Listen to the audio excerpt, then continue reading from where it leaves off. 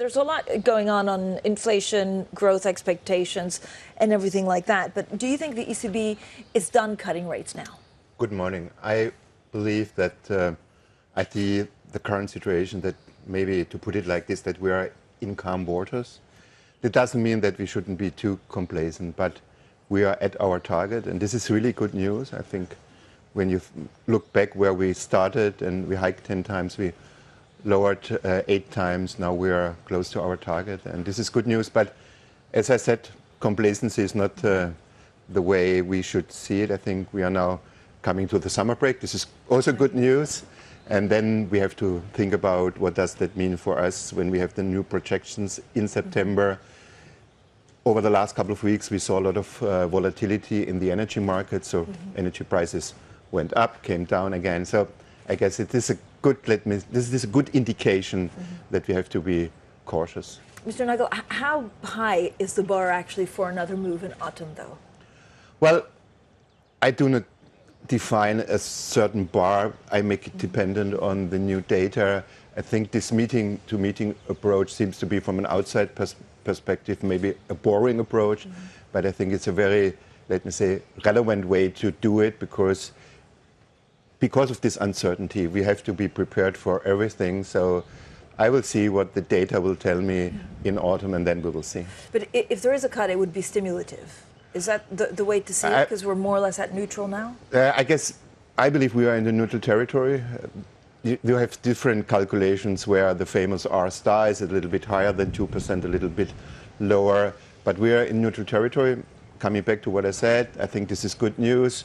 And so we can have this kind of wait-and-see attitude. Yeah. But I mean, for it to go into stimulative territory, would growth have to take a hit? I think many things have to come together to do what is necessary the next time. And as I said, I will not speculate which direction we are going, but I believe now we are rather comfortable with 2%, so we can check what will come over the next couple of weeks, and then we will take a decision.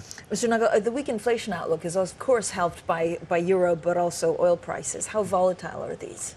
I guess after the events at the beginning of April, where we had this high volatility around US treasuries, and then the geopolitical risks, everything that came together over the last couple of weeks, they drove energy prices up, down, and now we are in a much better situation compared to a couple of weeks ago because the tensions in the Middle East came down a little bit. But I learned this lesson over the last 6-7 months. You have to prepare it on a daily basis, checking the news every morning, and then we will see. Hopefully Bloomberg. Yeah, for sure Bloomberg. President Nagel, I mean, how worried are you actually the euro appreciating against the dollar? I think if you take the price of the euro against the dollar over a long period, then you come to the conclusion that the current price level is close to the mean over a long period. So it's not exceptional high. It's, to me, it's not such an issue. But as a central banker, we have to look at it. So it wouldn't, but it's not one of the things that would tilt the balance towards more cuts? No, I think we are not too much focused on the exchange rate. So we have to be focused on the price level. Yes, there are some spillovers coming from the exchange rate, but it's only one factor. So we are taking into account all the factors that are leading to higher or to lower inflation. And this is the relevant way we should see it. The European economy actually did, pretty well in the first half or in the last quarter. Is that because of trade front-loading? I think, this might be the case that trade front-loading is here the most important factor that gave us these good numbers for the first quarter. Now we have to take into account what comes from the tariff side, how this is evolving over time. And the point that I have here, we need, let me say, decision. We need more stability. We have to reduce uncertainty. And so I really hope that this tariff discussion is coming to an end, to a good end. To a good end. How do you see it playing out? And again, because of the front loading, could you see it then fall off a cliff, or is it gradual, or is it just very difficult to model it?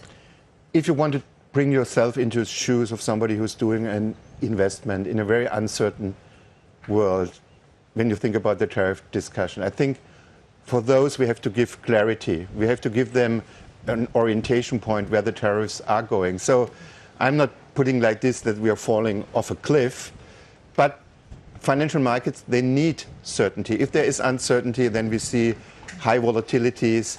And so I guess it has to be of utmost importance to bring this whole discussion to an end, to a good end. But given the uncertainty surrounding trade, could it still change the economic outlook for Europe? Yeah, absolutely. It can change the economic outlook. I think if the tariffs are coming out at a very high level, I think this will be a burden on the economy. This is absolutely clear.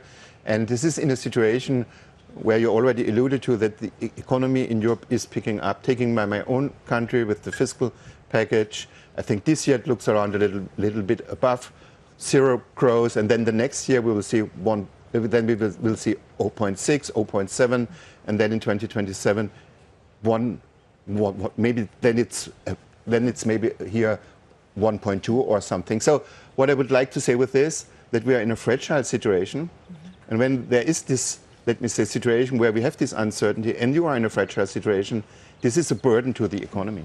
I mean, given all of this uncertainty, is that why it makes sense to have scenario planning, so that it's a lot more nuanced when you look at the risks going forward? I think this is part of our new strategy review, that we are doing this scenario analysis. We did it in the past, now we're doing it a little bit more, let me say, more intense, because we take into that now we are checking all the different all the different possibilities.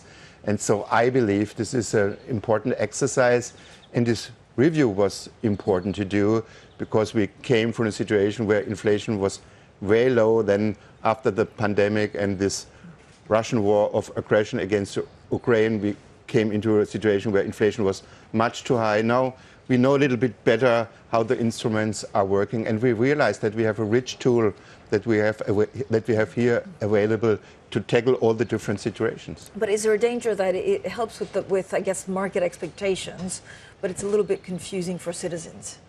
I'm not sure it is so confusing for citizens. I think it's the matter, or maybe it could not be as confusing as you think when the communication is right.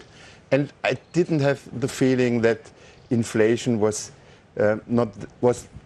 disentangled from our view, what we think about monetary policy. The people understood what we did. There was this understanding we had to do something when inflation was much too high.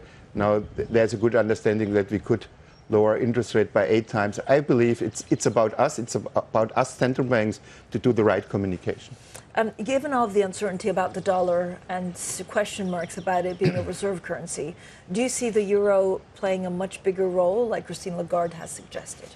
Again, it's dependent on us. It's dependent on the Europeans. I guess we have to lower the barriers. I think we have to remove obstacles. So the capital market union or the savings and investment union is one of the most important topics here. The banking union on top of it. So we have to make the euro more attractive for international investors, but it is a window of opportunity. It is about diversification. Coming back to the April episode, I think this was a good lessons learned.